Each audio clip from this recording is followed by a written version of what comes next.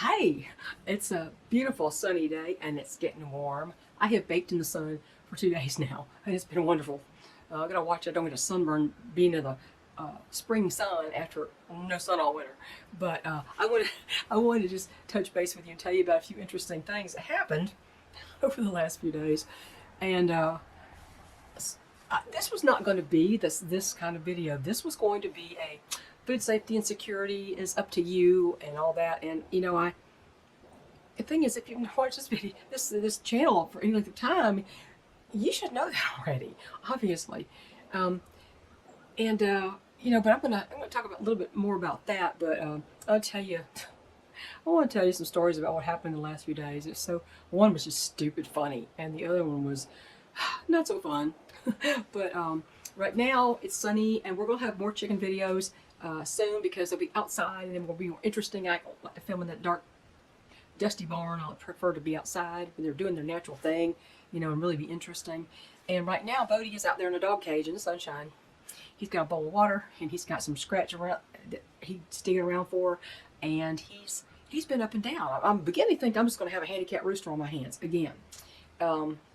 Years and years after my beloved Zane, he was handicapped. He was injured at 18 weeks old. He was a big, handsome Barb Rock boy. He was a hatchery. His daddy was hatchery. So it wasn't the best dwarf. He was very sweet. And anyway, he got permanent tendon damage from an accident. The big old hens jumping him, making him fall off the roost, and he hurt himself. And it was bad. He became increasingly crippled, and for 4.5 years I took care of him. I mean, he was a teenager when not even mature when he got injured. And so he had to stay in a cage by himself. It was in another coop, so he had company. And I took Gypsy, my black Americana, to visit him all the time. She loved him. They were a pair. Let me tell you, he couldn't do anything. He could stand. He could use his wings as crutches. And anyway, I think I have several videos about Zane's story on here. But anyway, Bodie's out there in the cage, and his people. It was time for them to go in, so I let Sebastian out and his two girls. And it's interesting to watch Bash. Bash walks over there, and he's eating scratch around the cage, which is on the outside of the cage. And Bodie is drinking water and ignoring Bash, and Bash doesn't care anything about him. Bash doesn't even recognize that he's there. And what's interesting, that's typical Bash, but it's Bodie's reaction that I thought was funny. That Bodie's not at all scared of it. They were literally between the cage wire. They were side by side. Bodie's turned this way, drinking water. Bash's turned that way, his head down, eating scratch off the ground. So Bodie gets to stand a lot longer now because nobody's going to attack him. I'm not even try to intimidate him. Now, if I let Mace and his girl, Mace would, I'm sure. I think Mace is a different story. Anyway, so that's going on right now. I've worked a little bit on my quilting one day, and it's going to be slow going. I'll finish it, but it's going to be slow. And I got to tell you this funny story. About 3 days ago, I got up about, oh gosh, I don't know. I think I got up about 5:45, which is later than normal for me. And I was doing stuff in the kitchen, came back, and I sat down looking at my emails. I had an email from my credit card company, and it said, there's suspicious activity on your card ending in these 4 numbers, and you need to call us right away so we can, take care of this. Well, the last 4 numbers of the card they listed were my last card that I had to cancel because there's a bogus charge on it, and there were 2 bogus charges on it. One for $1, which was a test charge, and then one for the same company under a different name for $60. And of course, I disputed that. They said, "Is this yours?" I said, "No, it's not mine." So I had to go through that, and they had to issue me a new card and all that. So the last 4 numbers are not the same as those numbers that were in the email. And so I thought, oh, that sounds like a scam. So I looked, it said call customer service at this number. Well, I thought, I better look up and see if that really is the customer service number for my credit card. And I did, and it was. So I called it. What I got on the line was, "Guys, hot girls are waiting to talk to you." I went, "What the heck?" I slammed down the phone. Oh, no. So I had to call the main line for the credit card, not customer service. I told them what was going on. They said, "When did you get this? Does it have time?" I said, "Yeah, 5:30 this morning." And I said, "Well," she said, "let me look into that." So she said, "Looks like we did send the notice." But she said, "That credit card, nobody can make a charge on that card. It's inactive, completely inactive." She said, "There's no problem on your current credit card with the new last 4. And I said, "Oh, well, that's good." And I said, "I just need to tell you about your customer service number, though." And I told her what happened. And I said, you know, hot girls are waiting to talk to you. And I said, that's not the kind of customer service I was calling about. So she laughed, and it's nothing. What happened, I'm sure, was the scammers tried to use that same card number, my old card number, and it didn't work for them. So that was fun. It was just funny. I was like, boy, was that a shock. She's like, we got to investigate that. I said, yeah, I think so. So anyway, there was that. Scammers, you got to watch out for that. You know, notice, look at the emails they're sending you. Never call a number that tell you to call, because some of these spoof emails look very real. Don't call a number. Check on the site to make sure that is their number. And I did that, but it still was a strange experience. So there was that. And I'm hatching. I have a new incubator ordered. It's coming tomorrow. I've hatched in my old we call styrobators, my old styrofoam incubator. You know, Tractor Supplies sells those. The little giant incubators, I would never recommend those things. But it's called a Hovabator. It's made by GQF, which is Quail something anyway. It's a GQF company. And that was the original incubator I started out with about 2007. And I hatched in that a lot until we had the house fire. It got smoked up because it was on a coffee table. I had to get a replacement. So when I got a replacement, I got another Hovabator, but I got the new updated Genesis model, which has preset that temperature and hygrometer and all that kind of stuff. And you have to buy that and the Turner. The Turner is separate, doesn't come with it. So at that time, that thing cost me still like $160 something, and then the Turner on top of that was another $30 at the time. I don't know what it is now. And so this new one, I've been researching incubators, and I found that this one has the best ratings, and people have threads on backyardchickens.com talking about this incubator. It comes in a 30 egg version, which is the one I'm getting, and a 20 egg version. And the 30 egg version, say on now Amazon is out of them completely. If you want to buy on Amazon, that's where they're going to take you first. They're out. The 30 egg. They have 20 egg for $104. This one cost me. Now I got this one off eBay. It was new in the box. A seller with really great ratings, brand new in the box, hasn't ever been used. And she wanted $130 something plus $38 for shipping. She's at UPS, but it's coming FedEx. But I thought, well, if I can bring that down, then I thought, well, why don't she take an offer for a lot less? But then I got an offer email from the seller that's offered it for $110, and I thought, well, that's better. I wonder if she'd take $100, and then together it would be the shipping plus the incubator. The brand new incubator would be about the same cost as Amazon, which is the best price I found. So I did that. She accepted that. So it's coming tomorrow. And Jamie Duckworth and I were talking about the big cold spell we had last week. Really, really frigid weather. And he's in North Carolina. I guess he's closer to Raleigh. I was thinking it was Charlotte. He's close to Raleigh, I guess. So he's way out there. So it was more than 4 hours, I think. I think he was wanting to meet up with me around Charlotte, which is closer. It's still a good 4 hours for me. I couldn't do that. My husband can't drive that far. That's an 8 hour round trip, which would add a lot of money to the cost of the eggs, and it might ensure a better hatch, but it was not feasible. So he has to ship them, and he ships them like I used to. Each egg is wrapped in bubble wrap, and then it's packed in there very tightly with a lot of packing peanuts and stuff, and he ships them like that. So we were talking. He said, well, they're not. They kind of slowed down with the cold weather. He said, after this week of spring light weather, I think we're going to get a lot more eggs next week. And so we've decided that he can ship it out on this coming Monday. He said it was supposed to go out yesterday, but he's going to ship it out next Monday. And so I'm going to follow the hatch, the incubation. I'll show you the incubator. Well, I'll put a picture up here of the incubator that I have bought. It is, now that Hovabator Genesis with the Turner holds 42 chicken eggs. This one holds 30 eggs, which is really all I really need. And he's not sending me that many. I can't afford to buy that many of this kind. He's sending me what they call a dozen plus extras, and he wanted to be sure I got the extras to kind of, make sure that do everything I can to get a good hatch. And he's been wonderful to communicate with. Very nice man. Very, very well-known breeder of quality barred Plymouth Rocks. So anyway, so that's what's going on there. And I had an interesting experience the other day. The other day, I was getting the dirty dozen plus, all the extra chicks and everything. I was getting them to come back in the barn. They were all gathered at the barn door. So I thought, well, they're all here. We always count. Because sometimes there's a straggler. And I counted them. And I went, somebody's missing. And I looked out. It was one of my buff girls. I don't know if at the time it was Cricket or Dove.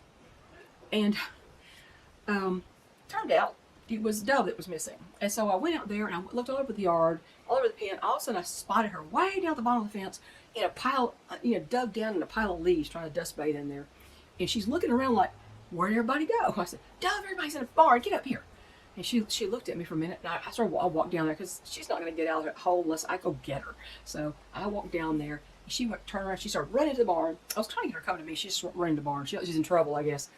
And that's kind of you get the barn, and it gets a slope down here, and then it continues downhill down the bottom of the fence. So when I turned around, I was walking uphill, and when there was a rise, kind of a rise, more it got a little steeper close to the barn. All the frost that we'd had softened the dirt, and my right foot slid out from under me backwards, and I fell up the slope, and I know I hit my knee because I got dirt on my jeans, and then I actually landed on my left rib cage, and already had my right rib cage is still sore from all the coughing I did. It's getting better, but I fell on my rib cage, and boy, that was a jolt. Let me tell you, I thought, oh God, am I going to be able to get up? And so I did. And then, of course, it scared Dove to death. She was headed up toward the barn. And when I fell, she's like, ah! She starts screaming and she runs to the fence. And I'm like, Dovey, it's okay. I had to go get her in. So, yeah, I've been I thought I have a massive bruise, and I don't. Considering the doctors were saying, well, you have osteoporosis in your hips and blah, blah, blah, blah. My bones heal up very well, and I don't seem to break them as easily as I think I used to. I used to crunch my little toes all the time and crackle them to pieces. I don't know. I think it hurts now. Rolling over in bed, it's just all my rib cage hurts right at the very top of it. It's pain. But I'm like, is there anything else I'm going to do to myself here? Because it's hard to quilt too when you're pushing and pulling a quilt through the throat of the machine, and that stresses. And I thought I was going to take all the layers off of the beds out there, the raised beds, because it's getting really warm. I thought I would take off half of the cover of the raised beds that have been percolating all winter long. And I said, I can't find my wire rake. Do you know where it is? And my husband goes, maybe you better wait till your ribs heal a little bit before we start raking. Well, I went and found my wire rake, and I went to the beds, and I thought, okay, I'm gonna be very careful. So I throw the rake out there, some metal rake, throw a rake out there, and I start to pull. And I'm like, okay, he's right. And so I kind of let it bounce along the top and kind of scrape the top layers off I can't put any muscle into it. So there went another project I can't quite do. It'll be better. It'll be better. It's just, gosh, this has been fun. Not. So let's see, what else we got to do? My friend and about the only neighbor I know anymore who lives way down the road.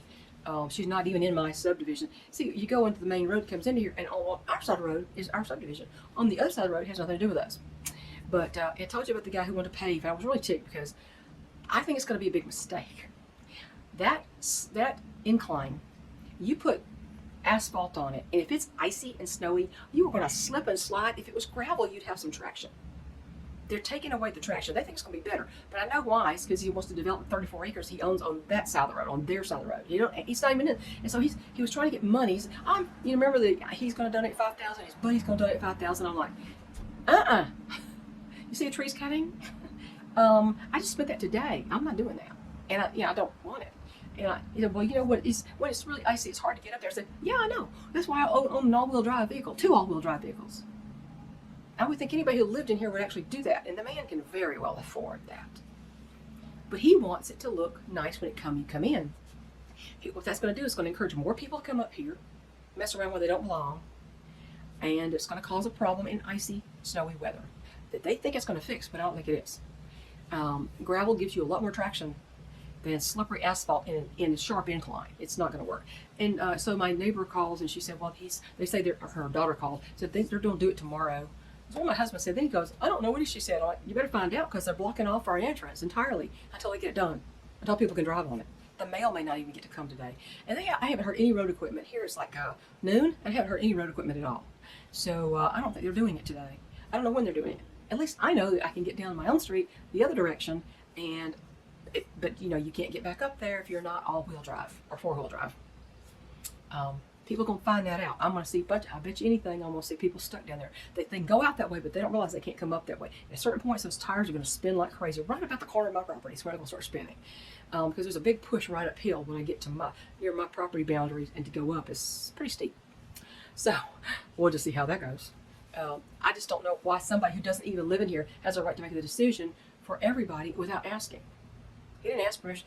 So actually what's happening is apparently he and his friend are going to pay for the whole thing, $20,000 worth of work for 50 feet of road. Literally, that's what it is, 50 feet. From the entrance to the first house until you get to the slope, quits being a slope, it's about 50 feet.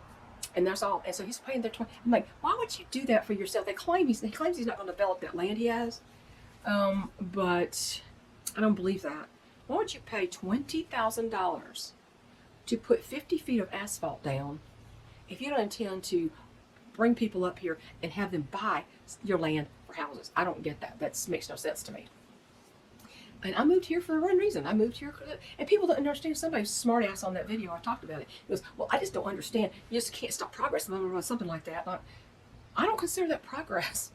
Why do you think that's, I mean, you may think that's good, but I don't think it's good. I don't like it. But, you know, I have no say. So, we all pay, you know, for a road fund for that one road to be scraped and graveled once a year. Just voluntarily, you know, contribute some. Well, if that 50 feet is done, why do I need to contribute anything? Why would I have to? It straightens out and goes right to my house. I don't need to pay for that road to be graveled. It's flat. It's a good road bed up here. When you get off the incline, I don't see what the problem is. I don't see why we have to have a road fund at all now. But anyway, so that's what's going on there. My roses I intended to put that pinata rose on the arbor in the back. Unfortunately, I don't think I'm going to be able to do that. That is the north side of the house. I looked up that variety of rose. They said, you can put it anywhere. Just don't put it on the north side because it'll never get enough sun. So that might be partly, I said it didn't get enough sun, the one that was there when we got here. And that's true, it didn't get enough sun. And partly because of the trees, but it's mostly because it's on the northern side of the house. And also, I don't have my fencing up. And if I plant a rose there, the deer are going to chomp it down to the ground. So I'm either going to, I think I have a place I'm going to put it inside the garden where it can climb on the fence, the inside garden that we use. So I think I'm going to do that instead. I think that arbor is just going to have to be an arbor. I might be able to, you know, put a hanging basket of something there, but I don't think I'll be able to do anything else other than that. So that's what's going on here. And, you know, the food safety and security thing, I just want to tell you, you know, really your food safety and your food security is really your call. It's up to you. People say, well, I live in a subdivision. I can't have this and this and that. And I'm like, okay, guess what? You can have livestock. Guess what you can have? Quail. Because nobody has to know you have them. If you have a shed, you have a garage, it's not left open where I can see all the time, you can have quail. They're very quiet. They don't crow. The roosters have this little crow, but it's a really little, like a trill. It's really not a crow. If you get the right variety of quail, they can lay up to 330 eggs a year, each hen. And if you have a rooster or male in there with them, it's usually one, I think it's usually 1 male to 5 females. If you have a rooster in there with them, the eggs will be fertile, and you can sell them as extra income, say on a Facebook group or something. They don't crack down on that kind of crap again. But if you have, you can sell your eggs to people that you know, for eating eggs, for hatching eggs, for anything, and that's an extra income what helps you pay for their feed. And quail need to eat game bird feed. They don't eat chicken feed. Game bird feed is higher in protein, has slightly different nutrients in it, and you need to feed them game bird feed. A lot of people I know often feed their chickens game bird layer because it's higher in protein. Usually they don't take out the animal protein, and at least they didn't used to take it out in game bird feed. I had to check that out though.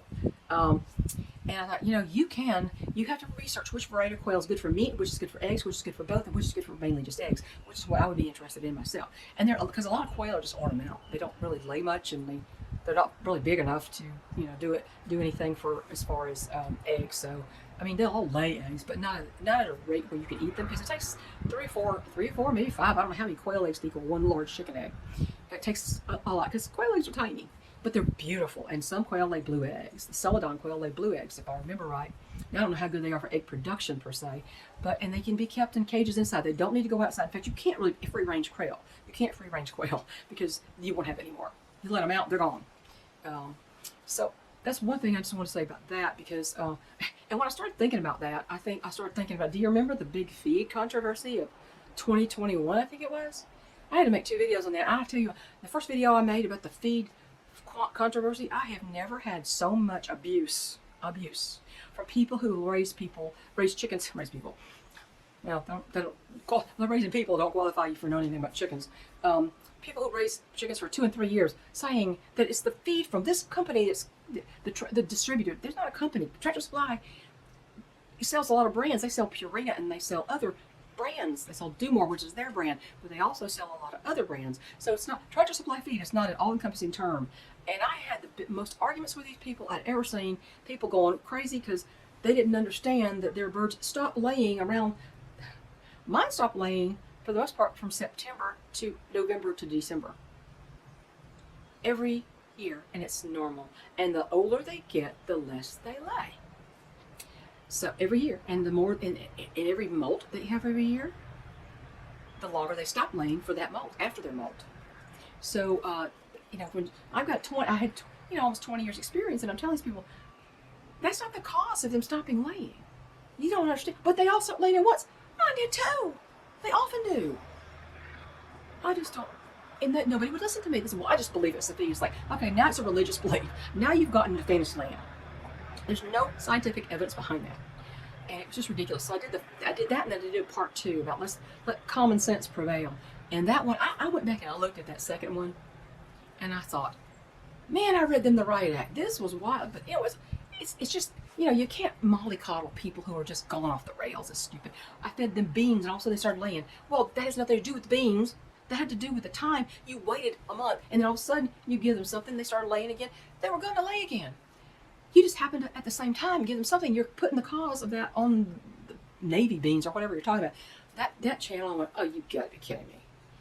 No. You have not raised chickens for very long. You don't even know the life cycle of a hen yet. You don't even understand how this works. And chickens are animals. They're not vending machines. They wanted to be vending machines, apparently, some of these people. I mean, it wasn't just a few channels. It was a lot of channels. And I thought, this is one reason when somebody talks about raising chickens, I don't listen to them anymore. I don't listen to these channels because every one of them I go, oh, God, I'm trying not to comment. Because all I can do, I don't want to even get involved in something like that. I get banned from their channel or whatever, and I don't even care about the channel. Most people are not even subscribed to. And I don't listen to chicken experts on there. I don't. Maybe for breeding, a real breeder, talking about chicken genetics, I would listen to. But honestly, I don't watch chicken videos on YouTube. I don't approve of the way many people manage their chickens at all. And then they complain about things that it's like, okay, that's normal. That's normal. Or, well, this happened because you did this, and this is just, you caused that. So I went back and listened to that and thought, well, that might be worth a listen to some people. But I knew what I'm talking about. I don't know everything about everything, and I never said I did. And there are some things about chickens I'm sure I don't know, because as time goes on, there's more and more things that happen that I have never seen. I have never seen in a book, and I've never heard anybody else talk about, but I've got experience with. Like the reproductive malfunctions, the internal laying. Oh, my hens just died. She got skinny and died. Do you know why? No. Did you open her up? No. Well, then you won't learn anything. So I just thought I just started remembering that. I thought, oh, that was the time, wasn't it? And I thought, next year, what's going to happen when they quit laying again? Are they going to blame it on the feed again? Not a peep, because it wasn't the feed in the first place. It wasn't. And I went ahead and even gave suggestions about which, if I was having to buy Tractor Supply feed, which, oh God, I don't, but if I was having to, I told them which feed I would recommend and which one I would buy for my chickens if that's where I had to buy. And so I gave suggestions, and I gave facts about some of the other feeds. And I hope people will listen to that, because that was actually a pretty good video. I thought it was pretty informative. And anybody thinking to raise chickens, I think it's a good one to watch. And it's like, you're so rude, you're so harsh, and all. Like, you're the one who came in here lambasting me for talking about things I know about, and you don't know about this, and so you're going to tell me I'm an idiot for trying to help you with the facts?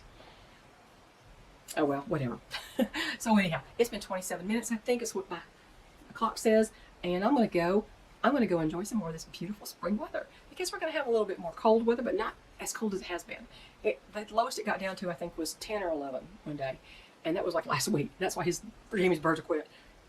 So with this sunshine and fresh air and all that, they're going to ramp up and they get better eggs anyway. I want to I want to do everything I can to have a good hatch, because shipped eggs are a gamble in and of themselves, and this is quite a gamble. I'm not normally much of a gambler. Not at this price, I'm not. I'm not saying they're not worth it, they are. Jamie's one of 3 breeders always mentioned.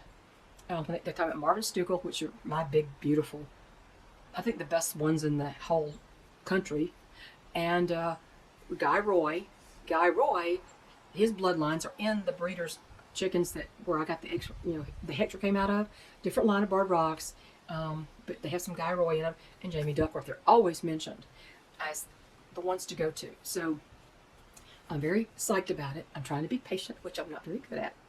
I'm terrible at it. But I got this other incubator. My Hovabator is going, and I'm going to run the other one side by side. This way I'll get a chance to know it before he sends the eggs next week, and we'll see what happens. It has some wonderful reviews, so wish me luck. And do you want to see a chronicle of this hatch? Would you like to? I haven't put out I don't think I've ever put out a video specifically about hatching eggs. Maybe I can somehow make this kind of that.